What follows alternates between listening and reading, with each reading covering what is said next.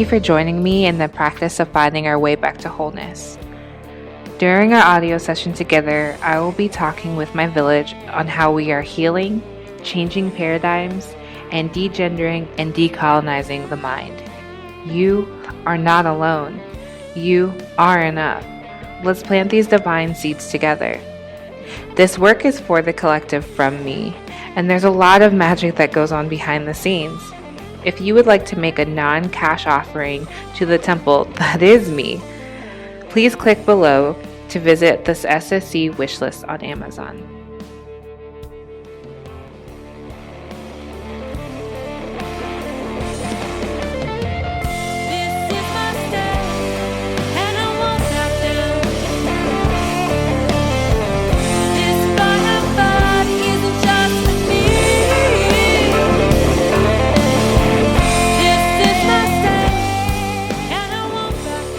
Thank you and big hugs to a dear friend of mine, Riley Ann of the CatCalls, for providing the SSC intro music and some other musical goodies on the show.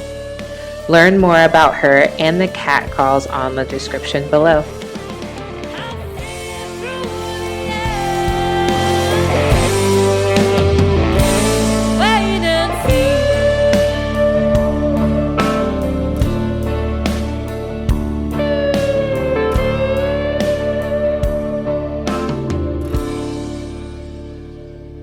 Emma is a powerful queer witch, watery Cancer bitch, lover of dance parties, and intuitive healer interested in activating others' desire for their own healing and liberation.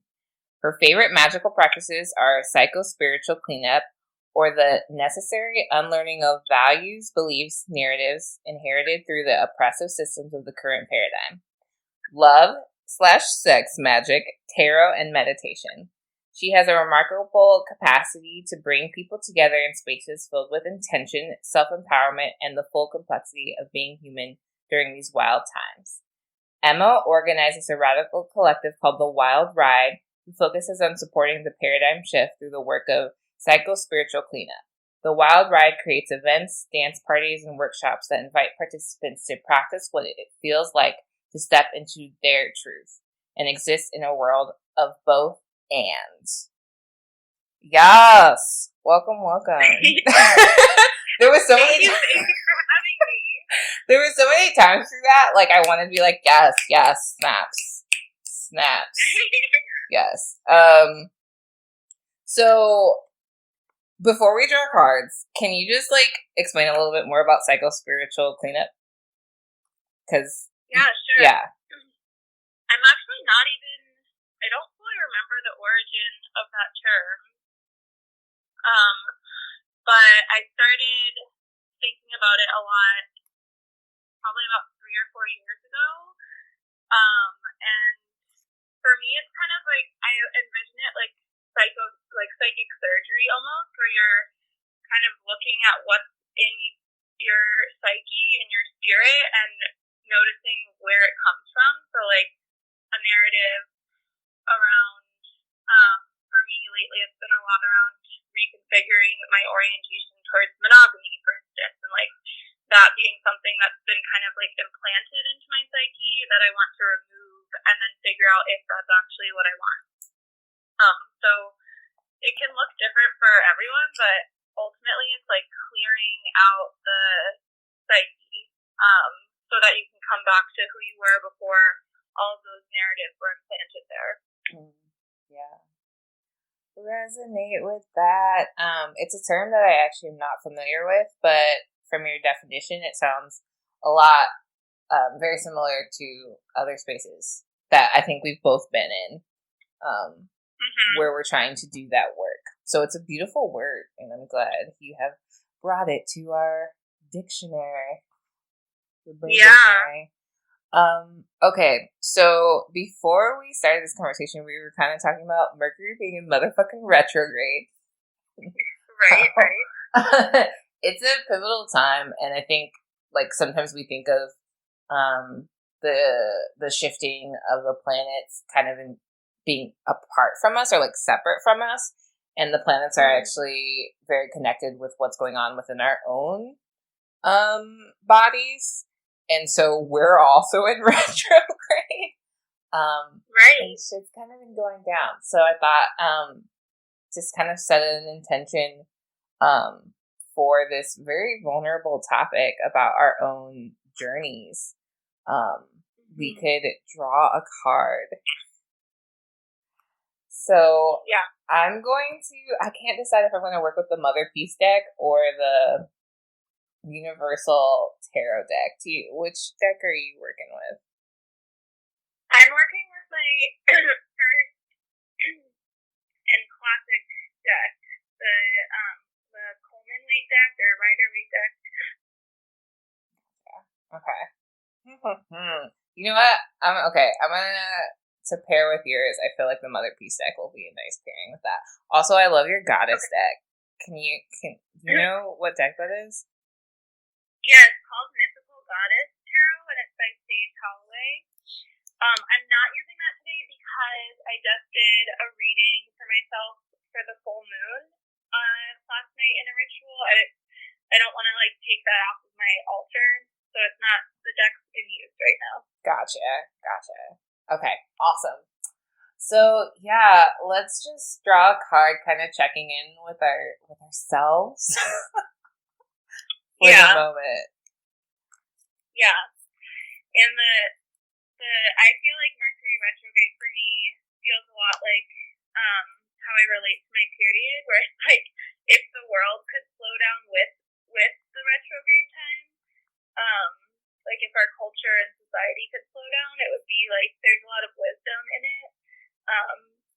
But often I feel like I have to just keep going about as though everything's normal at this kind of heightened pace. Mm-hmm. So I appreciate the chance to slow down right now. Yeah, it's really, you're absolutely right. It's a time to take notice. During this time, a lot of people, I think, try to resist it. And it's kind of swimming against the current. This is the natural cycle of our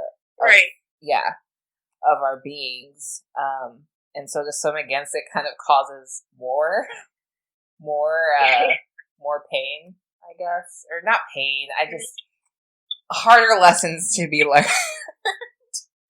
Harder lessons. But it is deep, Yeah, it is. It definitely is. Yeah. Mercury retrograde coming in strong. And we're almost at the end of it, right? You said we have one more day. Yeah, it goes direct on Monday. Yeah. Okay. Ooh. Are you ready? Did you pick already? I just picked. Okay, it's fine. Mercury retrograde. Mine is pretty, yeah. Well, 2 cards came out when I pulled them, and they're both nice. Okay. Do you want to say what they are and what they mean to you? Sure. Yeah. I got the Knight of Swords, who on this card, it's a very masculine looking person with a really intense face, kind of crusading on a horse, and the horse was kind of scared. And then I got the Knight of Wands, who's way chiller. Also pretty masculine. Actually, a little bit more androgynous, has lizards all over the outfit that they're wearing, and there's pyramids in the background. So I guess for me, knights are usually it's a choice moment in how you're relating to the quality of the suit, where you could choose the extremist approach to the suit and take it too far, or you could take the path of understanding it through a lens of balance. So with swords, it's a lot of mental energy, so it can be overly logical and rational, and heady, or it can be really cunning and kind of like discerning. And the wand can be really like overly like externally focused on like the energy around you, or it can be like able to absorb and understand the energy around you. Yeah. Yeah. What did you pull?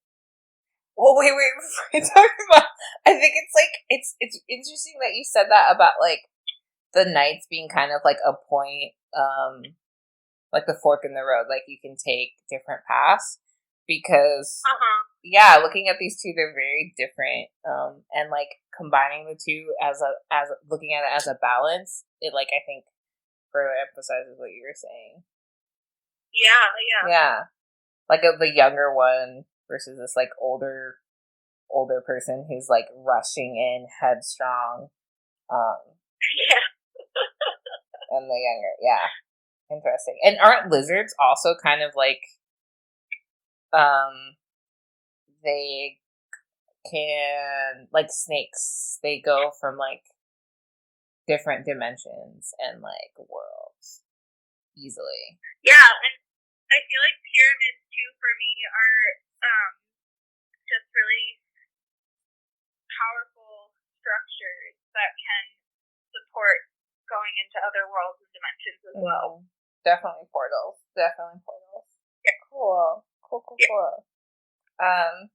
So I chose one card, and when I chose it, like before, like I usually pick up on colors before I choose my card, and I got this really like bright red. And I got the feeling that fire. I got the tower. And in the picture, it's this person on almost like a silo, and they have like fire coming out of their head, and there's lightning coming down, almost like they're directing the lightning, like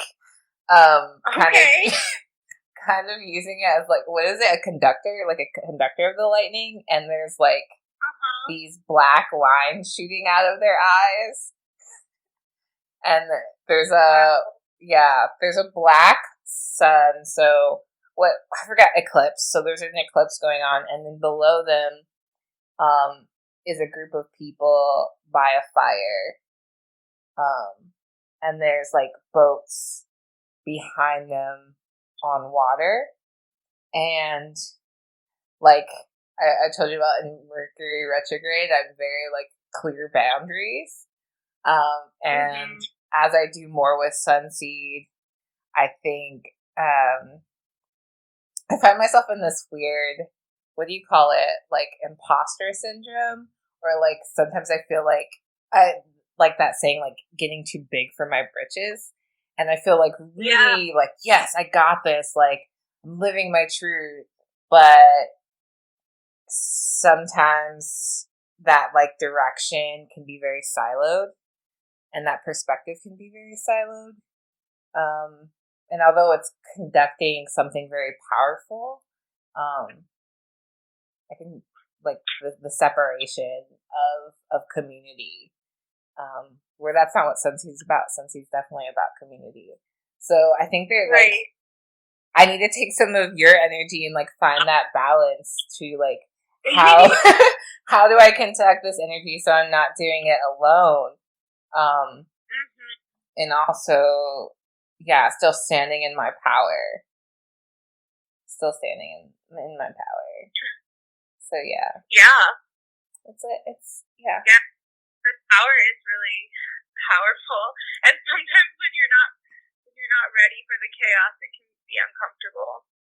Definitely, and like in the other tarot decks, the tower is like, you see like there's people like falling from the tower. There's a lot of like crazy ass shit happening, and I always picture that as like it's just such a stark contrast to this this tower card, because I feel like this is what you feel like before the storm hits, like you're kind of blind to the consequences, or like you're kind of blind. So what can you do beforehand to plan? For you, it sounds like it's the message is kind of ask for help when you need it. Yes, absolutely. Yeah. Okay. Well, cool. Thank you for drawing some cards with me. That felt really grounding. Definitely needed. To start this conversation. So, the inspiration for this podcast was that we both come from families that historically have had very powerful women in them, in the sense of like their intuition and their, the vibrance, and that like the feminine energy is just so strong and beautiful. But there has also been a lot of not being able to hold space for that. And so it has been stifled or numbed and shunned. And as we step into our own power and our own sense of selves, I think there's been a lot of reclaiming and a lot of patching together those pieces and trying to honor some folks in our past. Does that resonate with kind of your own story? So much. I feel so. My mom passed away about a year ago, and I feel like since then I've been reconfiguring my relationship to the lineage I come from of women on her side of my family. And there's definitely been a lot of reckoning with some of the patterns that I've inherited through that, and the power I've inherited through that, and the gifts and the curses and just all of it. It's a lot. Yeah. And in that allotness, was there like a time where it just kind of all came flooding in, or was it you kind of piecing these together slowly but surely? Like, when did this like delving into the magic of you begin? I feel like I've always had the capacity for it, and I think context really matters. And so I feel like it wasn't just like a one-time download. All of a sudden, I'm connected to my like psychic, intuitive healing power. It's like it's been a lifetime of trying to contextualize these like hits that I receive from being in space with other people and being able to feel their energy or being able to read a situation and kind of gently navigate people's openness to going there with me. And I feel like for probably the first like 16 years of my life, most of the feedback I got was that people didn't want to go there with me. So I feel like I had really neurotic ways of expressing that part of myself, and it was just kind of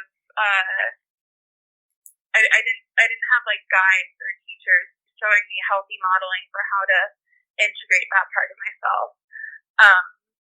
And then I started finding teachers and guides, and have been still going through phases of feeling learning about sometimes people don't want to go there with you.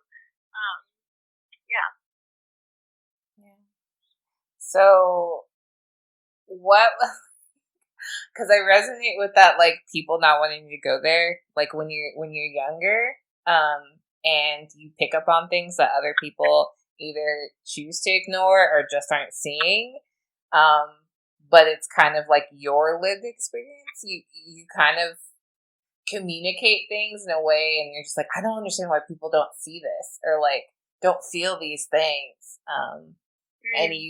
And because we didn't have guides, like you end up taking on a lot of other people's things because they don't want that baggage. So they're trying to push it off, you know, get rid of it. And like, sometimes it's easy to like suck, like, you know, take that on. And also just like not know what to do in general. Yeah. Like, social situations are hella awkward. Yeah. There's so many things going on. Like, there's what's going on in your head and what's going on energetically, and then what you're communicating on like the physical plane, and what you're communicating on an energetic plane, and then what other people are communicating and doing in their own heads. And it's just a lot of like psychic noise to go through. Yeah. Oh yeah. Yeah, it's definitely a lot. So, what were kind of some of the messages, or like, do you have like maybe more lighthearted, maybe not, like example of like when people were like, when it was clear like people weren't wanting to go there?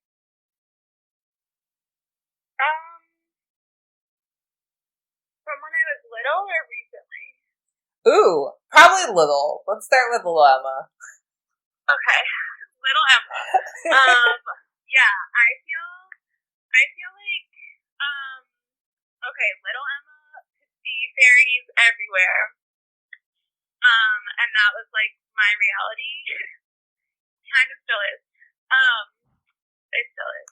And I feel like I would have these profound experiences where fairies would tell me, I would be playing in my backyard. I had this big, beautiful backyard. My mom had this amazing vegetable and fruit garden, and an herb garden, and we had this massive tree, and right next to the tree was this old stone oven thing from like colonial era.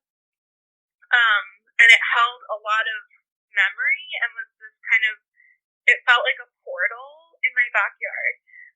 And I would have these like insane experiences at the portal. And mostly my sister, I would try to bring her into my play and be like, hey, like, fairies are telling us something. Something I remember very clearly was this, this message around like we're not different from animals kind of thing.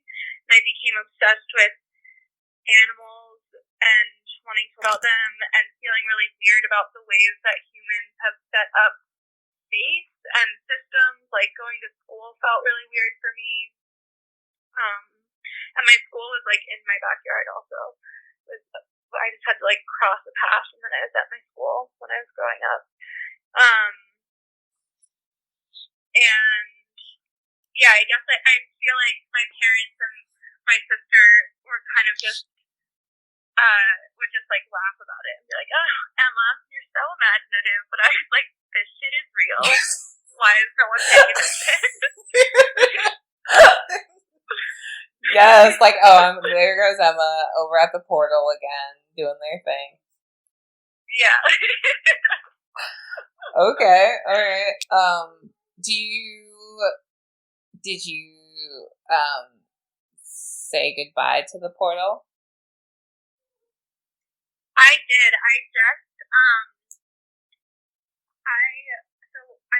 We just sold that house. That was where my mom was living. It's like my childhood home. Right. It was where my mom actually passed away, in the house. And, I went to, like, kind of finalize cleaning it out almost a year ago now, last March.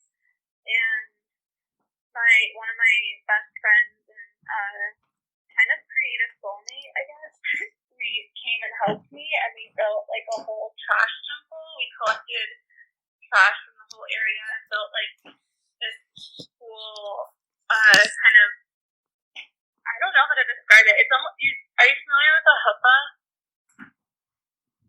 In Jewish tradition, where you carry, it's like the 4 poles with the roof, and it's kind of like sacred.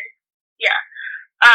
We built basically like a triangle huppah out of trash right next to the portal, and then we had like a whole ritual next to it, and it was really magical and fun. Did that do you think that kind of little Emma was there? Oh yeah. Yeah. For sure. Little Emma was getting dizzy on the swing hanging from the tree while we were doing the ritual. That is beautiful. That's beautiful. So, kind of going, I guess, backward. So there's little Emma. Sure. She's having these beautiful experiences. What about your ancestors? Kind of in their experiences, and how did you find out about their stories? Yeah, so it's interesting because I feel my ancestry on my dad's side is so different from the ancestry on my mom's side in terms of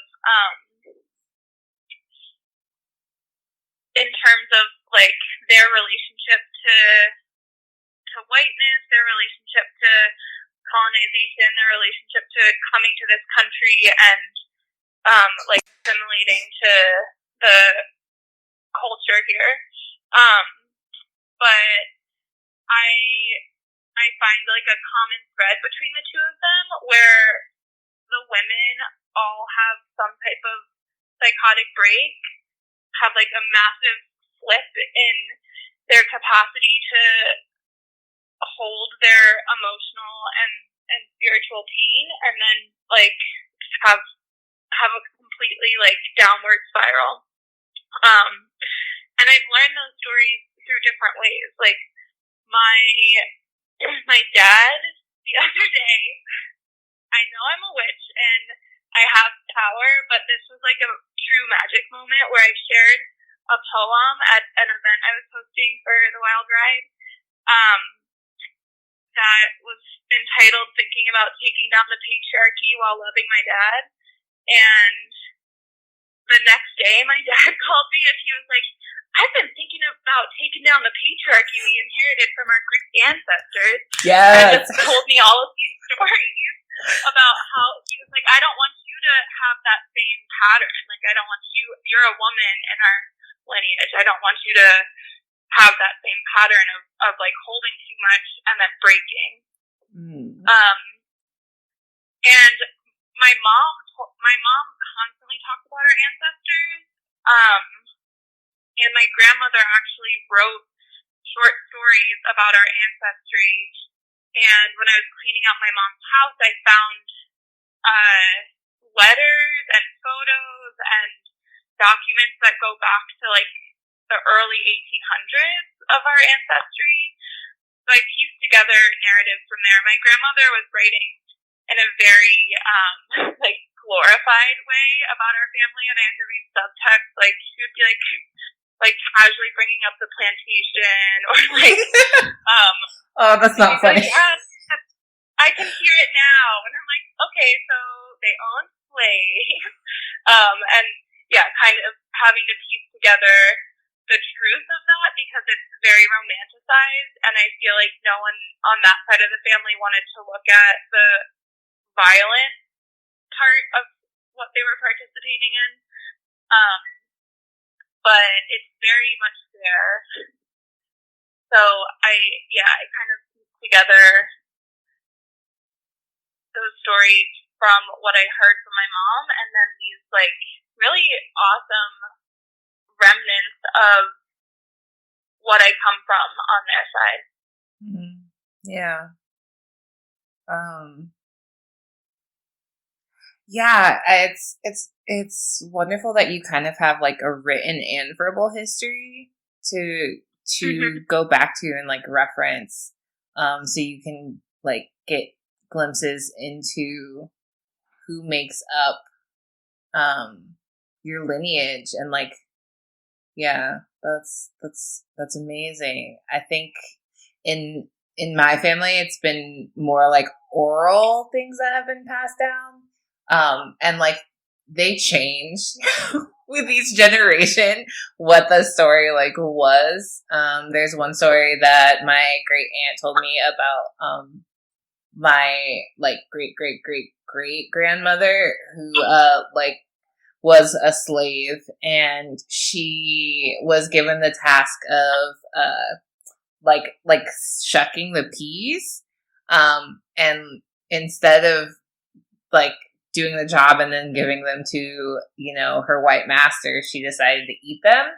And this, like, her master, who was a man, like, beat her so hard that she threw up.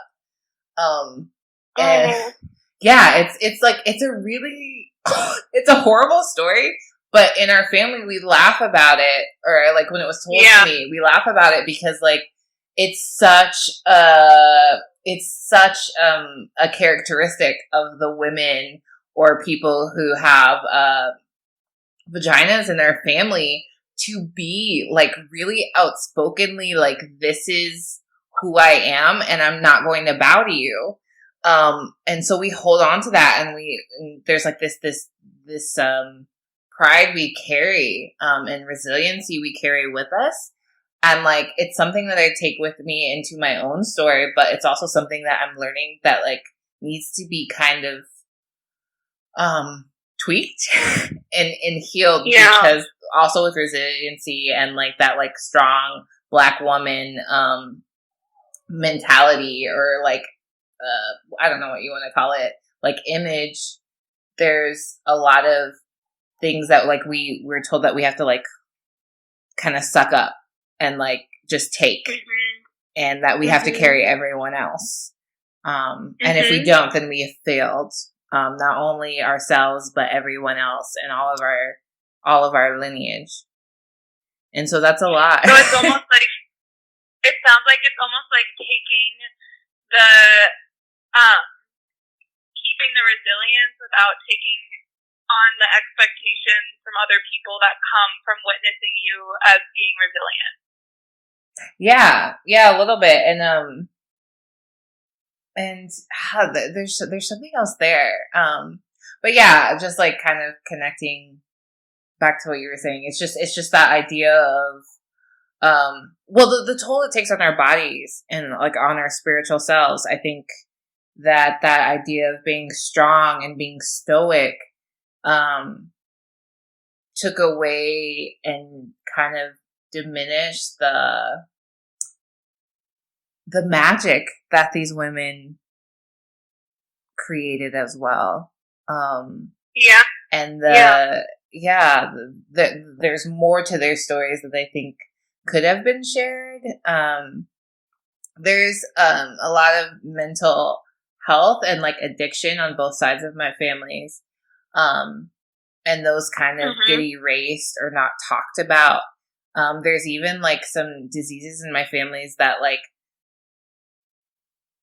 aren't exactly like things that people would relate to something shameful, but they're not talked about because it would weaken that image of the strong Black woman, you know, like having cancer or something like that. Like, it's just not talked about. We don't talk about it. And so how do you provide support, and healing for that? So it's beautiful that with your family, you have the written documentation of what life might have been like, even though it might not have been exactly well-rounded in its perspective, but it's there. I know, my grandma's like, they're dancing with their Apache friends at the Indian school in Comanche territory. And I'm like, okay, you just like went and colonized all the like, let's be real about what's happening. Oh goodness. Yeah. Yeah. So, okay. There was another question. Yeah, I just say something else about that though. Yeah. I think in what you just said and what I just said, I'm kind of joking about my grandma, romanticizing her. My grandma like thought she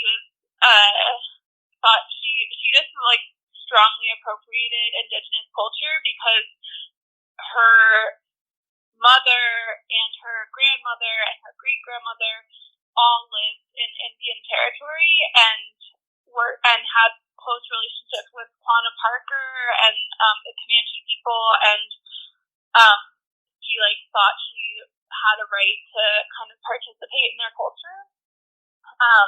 And I feel like part of my healing and relating to what you're saying is being someone in this line of inherited values and magic and power and weakness and the full complexity of it, being able to see all of it and not just, it's really easy for me to jump to saying like, oh, my ancestors were racist as fuck and I hate them or something. Like, it's easy to like pass them off as good or bad. And like the narrative that I realized I was having was that my dad's side was really easy to connect with, because they came here from Greece and Macedonia in like the 50s, and like their history is kind of more exciting to me, and less like intense, I guess. It's still intense, but I and then being able to say like, oh no, like they also participated in things, and on the other side they also did good things, and wanting to learn about all of it and not just like hear a narrative, come up, and then rest with that. Right. Like not cherry picking from our own history, because that's not the whole story, right? Like, yeah. Yeah, absolutely. and being able to really be open to the wisdom in all of it, because not being able to look at the parts that are like violent or bad or however you want to characterize it, or only looking at that and not being able to see the other parts, just cuts you off from some of that wisdom. Right, exactly. Yeah. And that's what I was finding in my family with like those ideologies or like those characteristics of what made up the matriarchs, if you want to call them matriarchs of our family. It didn't give a lot of space for us to see all of them. So yeah, that's very true.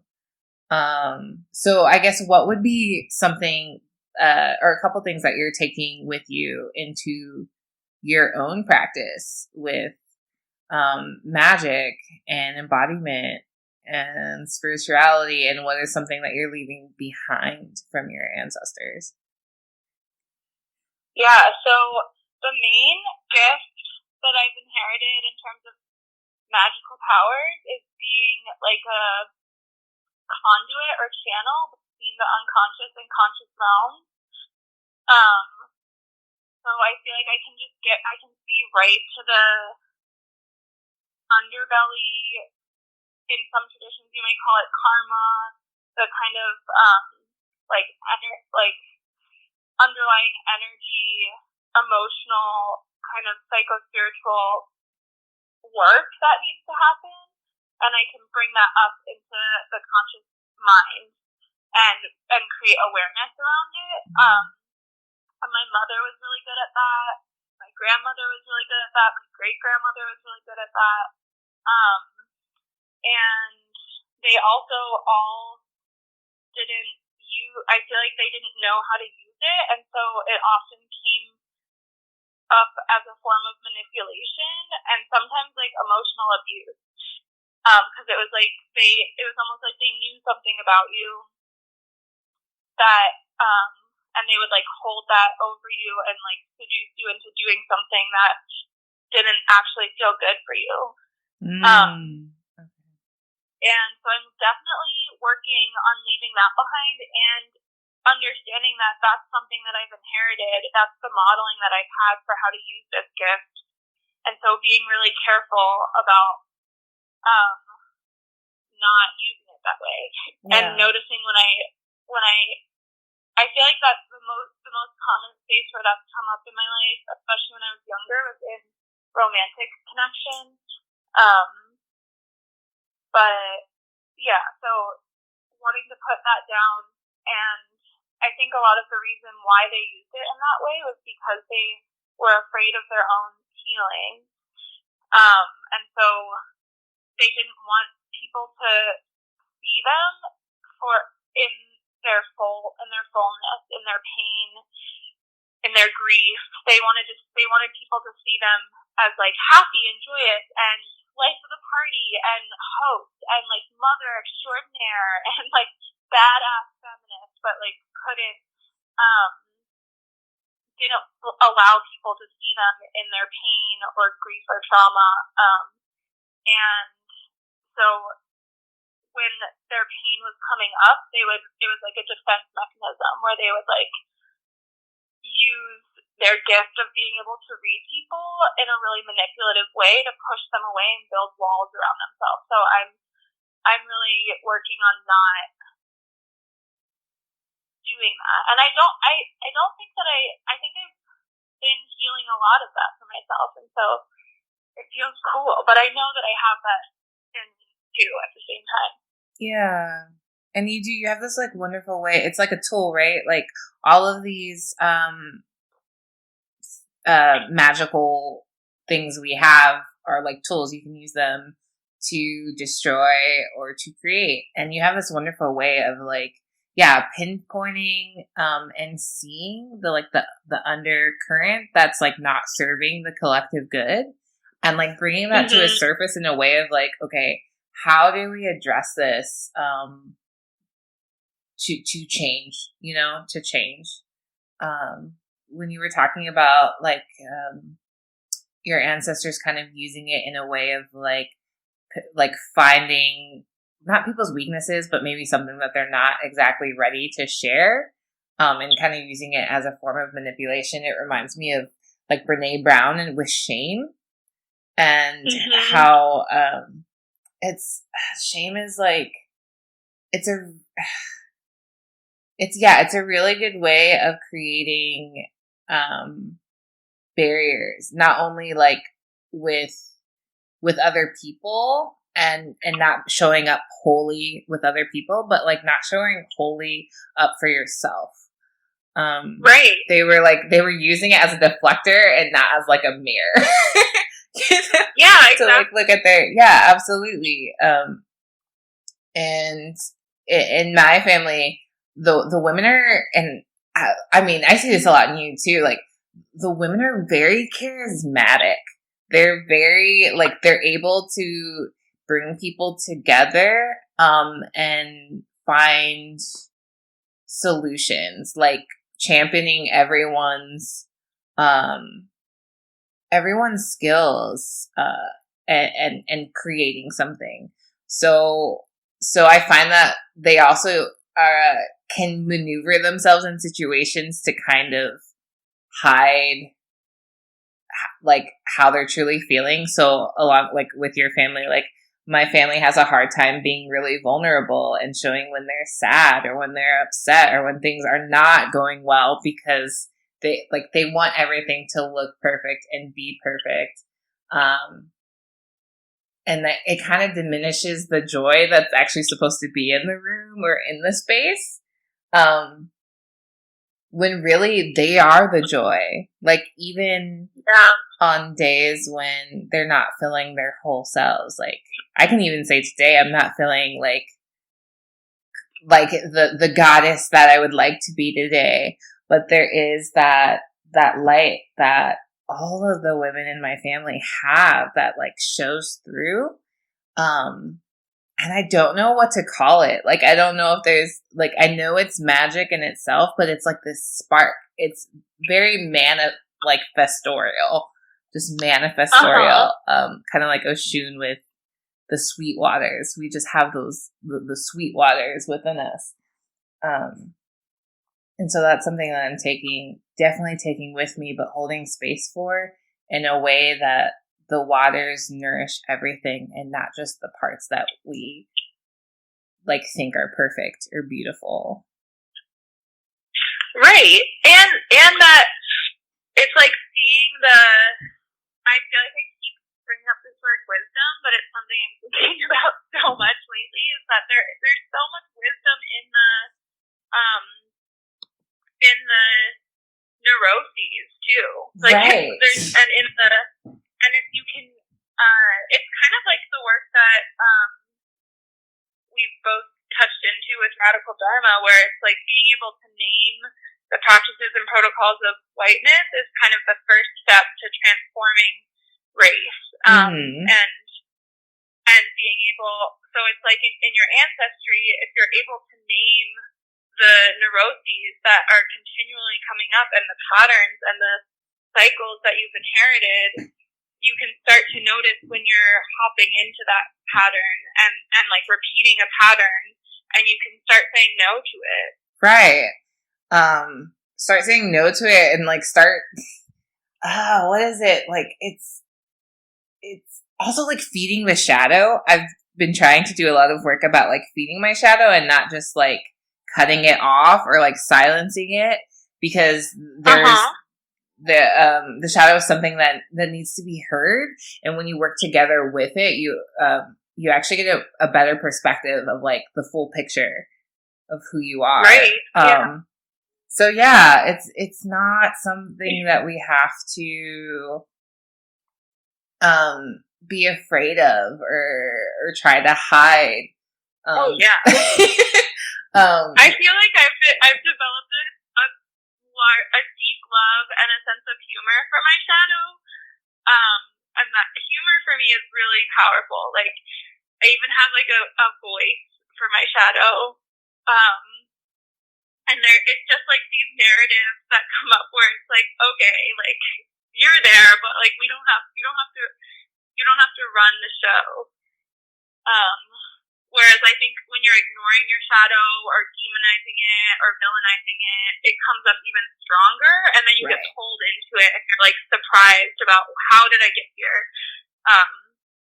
Whereas if it's like your buddy hanging out with you, saying some like unrefined shit, it's like funny.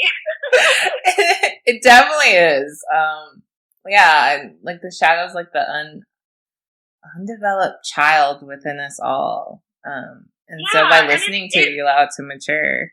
Then you can have like a funny and complex conversation with your shadow and be like, all right, let's talk. Yeah, definitely. You're like, okay, shadow, I hear you. Settle down.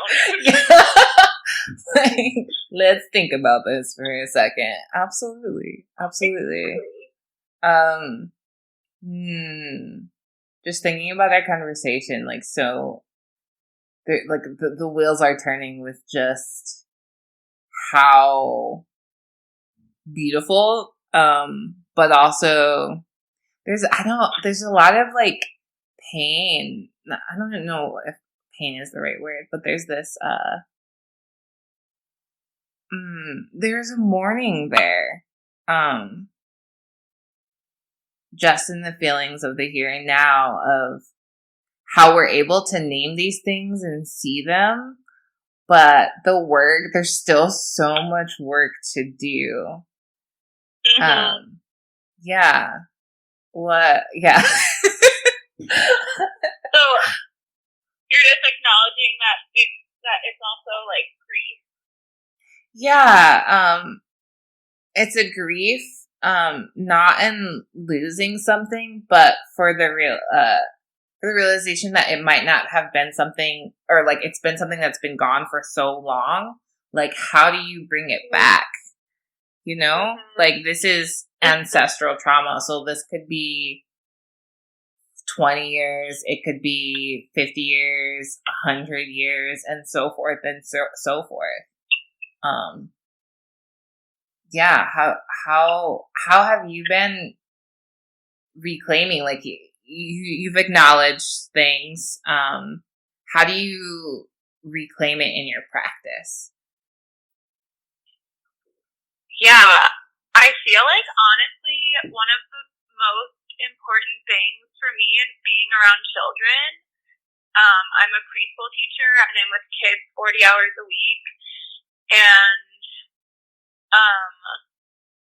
it's like a complete judgment-free practice space where you get to just try out. My boss calls it reparenting yourself, where you get to like give the child something that you wish you had gotten or didn't get as a child. And in doing that and giving that to the kids, you're like giving it to yourself at the same time. And I feel like that has been really important. I also feel like giving myself space to just grieve and then ask for what I need and ask for help when I need it. Like it's, I guess for me, that's part of like recognizing something that my mom and my grandma and my great grandma couldn't do, is that they had all this pride and shame and guilt, and so they couldn't ask for help when they needed it, and then they ended up breaking from holding that all in, and so realizing how important it is for me to have the courage to ask for help, and then like last night, for instance, I've been having intense dreams about my mom the past few nights, and yesterday I was just really deep in my grief. I was having a lot of fear towards the parts of myself that remind me of my mom instead of love and appreciation and gratitude for them. I was like, oh gosh, I'm going to become my mother. That narrative was coming up, and I just, instead of being like, oh, Emma, don't think that way, or like, it's okay, like, you're fine, I was like, I'm not fine, and I want to go home and light a candle and just cry about it, and I did, and that felt really good to just give myself space to do those things, and yeah, I guess it's like, it is, I think practice is the right word for it, because I have such a strong orientation towards the modeling that I received that it takes practice to keep uncovering the depth and truth of who is this Emma person and how do I honor that. And it's also constantly shifting. So it's it's definitely practice. Yeah. Because the Emma isn't just the sum of the stories and the modeling that you've received, your entire life here. Right. Yeah, there's more to it.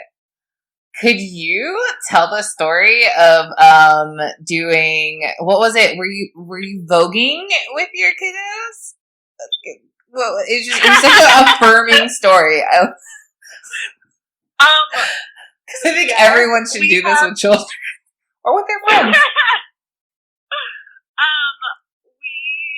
Okay, so I often my job at my school, I work at a contemplative preschool. It's very like nature-based, play-based, child-led approach, and my job as one of the lead teachers to create spaces for embodiment, and so I do a lot of like sensory stuff. Last week we were doing, the kids wanted to do healing sessions, so I just like kind of ask for what they need and get out the supplies for them. But every Friday we have dance parties, and they've evolved over time. But I think what you're talking about was when we were having balls basically with the kids. Like they got to pick, like they got to say how they felt that day, like who they felt like being, and then we would ask them to, or I would ask them to, like, I think we were saying, who's that witch over there? Yes! Who's that witch over there? Who's that witch over there? But sometimes they weren't a witch. Like sometimes, one time a kid said that he wanted to show us his spooky witch realness. So then we all like celebrated the spooky witch realness. And another time a child felt like a really fast cheetah, and so we had to like change the beat and make it really fast. But for me, that space was just giving the kids a chance to identify themselves in the space and then feel really confident about showing that part of their identity and feel really supported in the space. And it continues to amaze me. Our dance parties now have evolved into basically raves, where they asked to put on like this like house song. I don't know. It's a song that was in like a Disney movie, but feels like a house music track to me. And they just like take turns going in the middle of the circle and showing off their wildest moves. So yeah. Yeah, it's it was just like it's such an affirming way to interact and like give anyone a space to like feel like their true selves and like be like, this is who I am and I'm going to declare it. It was so spot on and it makes me so happy every time you tell it. Yeah, and kids don't have all of that extra stuff of like, I mean, they do a little bit. I feel like especially with gender, they have some type of download already of like, oh, that's a girl thing or that's a boy thing.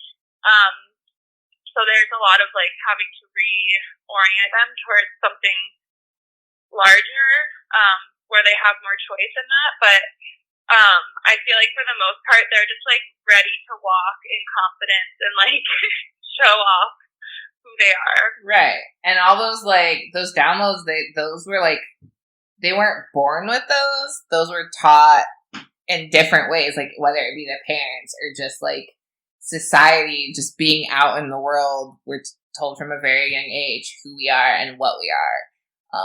And if you catch them when they're young enough and they're still like not dead set on listening to those ideas, yeah, you kind of stop that in its tracks. So at least they have like mechanisms to say, no, that's not actually me. No. And I will strap myself. Yeah. That's rad. And the wild ride is a lot of these like balls. It reminds me, I haven't been to a specifically wild ride event, but I have known you for at least a year. And it sounds like spaces where like, it's affirming for adults too, and you're creating that space of being like, this is who I am. I am that witch over there. Yeah, and I guess I also want to acknowledge that I feel some type of like resistance to calling them balls because I don't want it to feel like I'm pulling from Black queer culture as a white woman and like taking it into a different context. Thank you. But I do feel like there's a similar energy in like what I'm trying to do with Wild Ride, which is just create spaces where people feel really confident and good about sharing parts of their identity that in maybe other contexts they feel like they have to kind of damper down or like be selective or careful about how they're presenting themselves. Yeah, thanks for that clarification and like a redefining of what the space is. Yeah, thank you for that. Yeah. Well, sorry, go ahead. No, I'm good. If it comes back to you, my love, Declare, it has been such a joy. Learning more about your history or herstory. And, I feel like there's still an ingredient that we're missing for this talk. And I feel like it's more about, the Emma now. Like, I don't think we spoke to that just like enough, but, is there anything else you'd like to share about, being a witchy bitch and being the Emma that is you?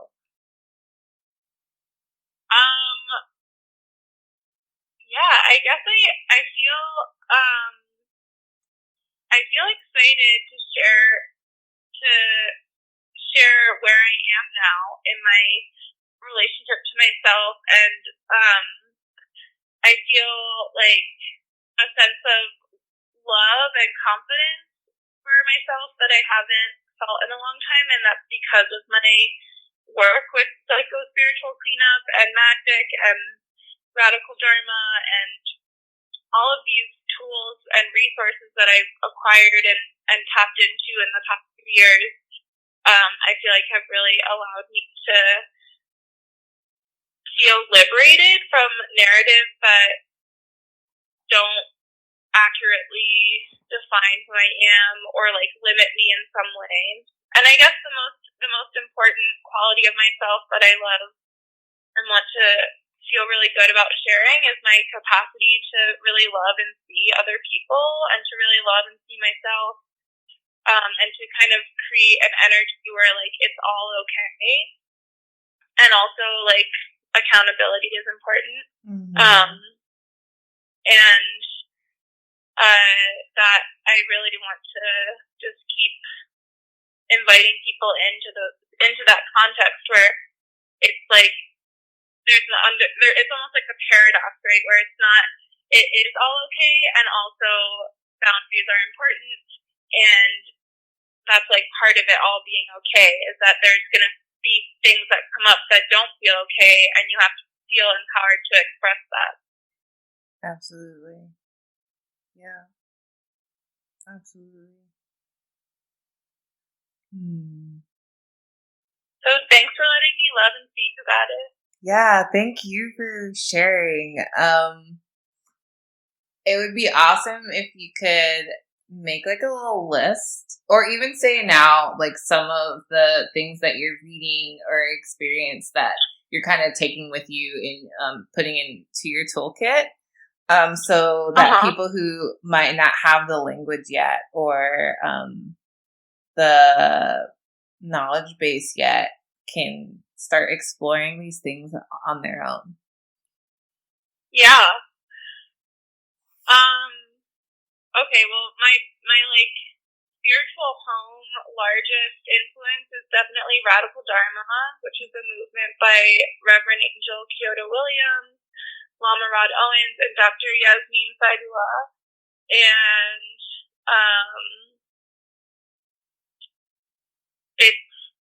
should I explain them or just say a list?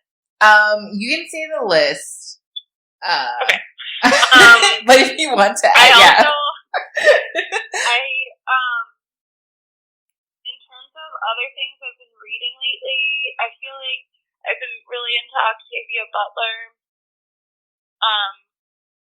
And I've also there's this book called Green Witchcraft by a witch named Moira, who I really love. Does it have like a green cover? It's like a black cover with a mossy forest on it. Okay, it's a different book because I have a Green Witchcraft book too. Okay. I know, I remember all that.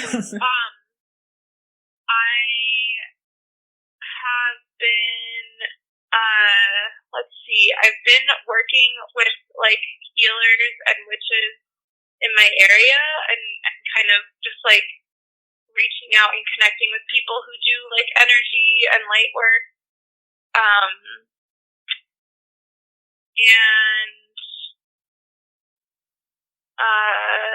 I feel like Adrienne Marie Brown has been a big influence of mine in the last couple of years, especially her work around pleasure activism and kind of reframing my relationship to pleasure and drugs and sex. And yeah, I guess like finding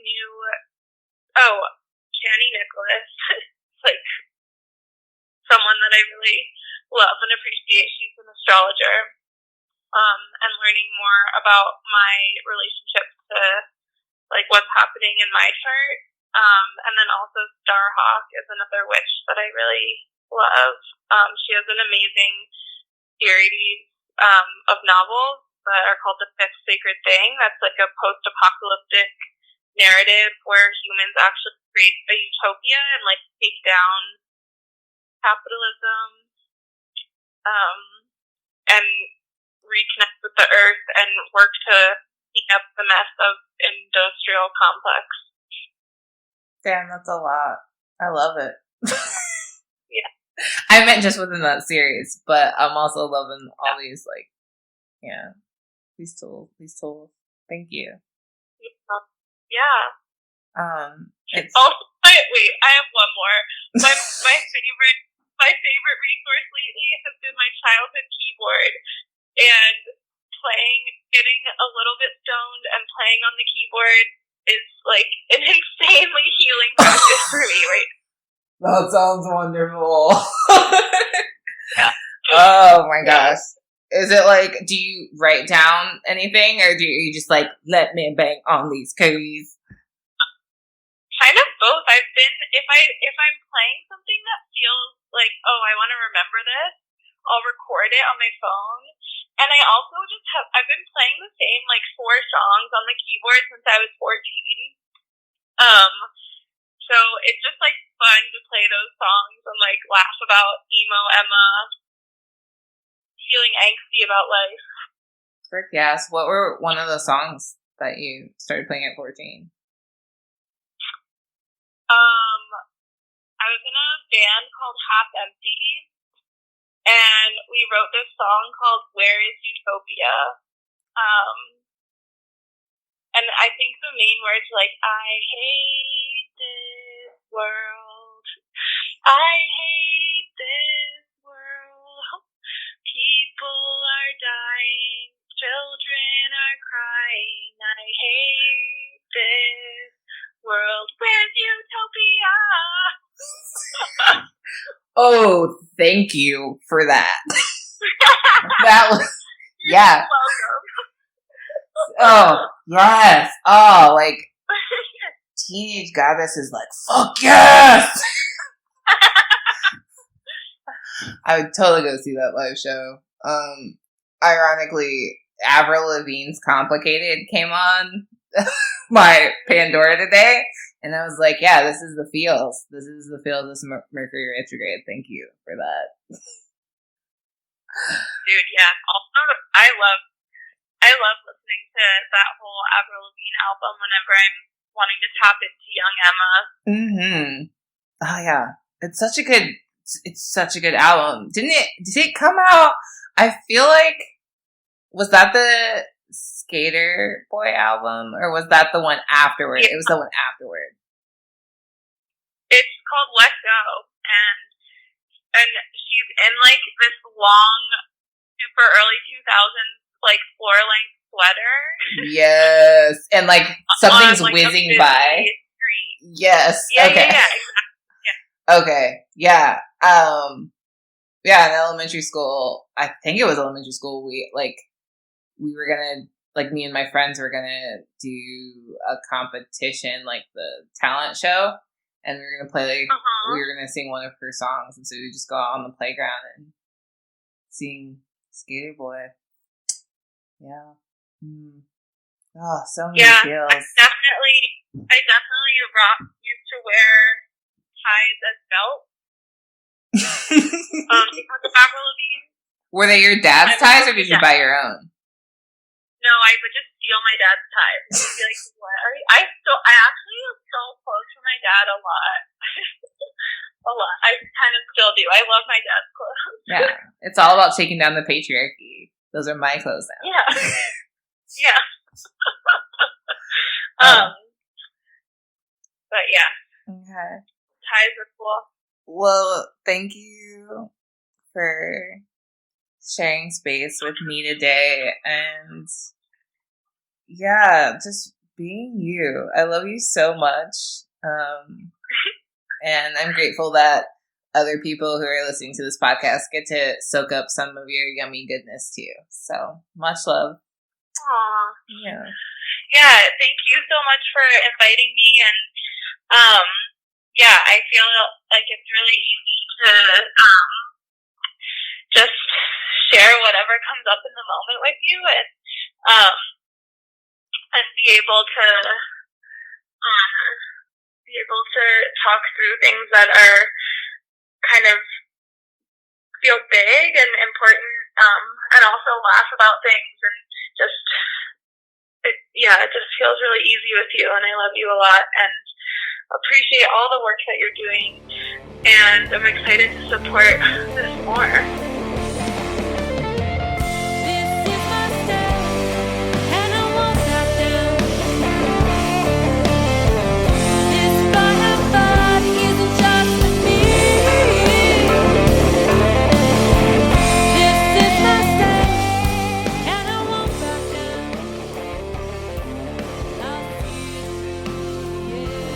Please like, share, and subscribe to the Sunseed community on Facebook and SoundCloud. Also, get more goodies at sunseedcommunity.com.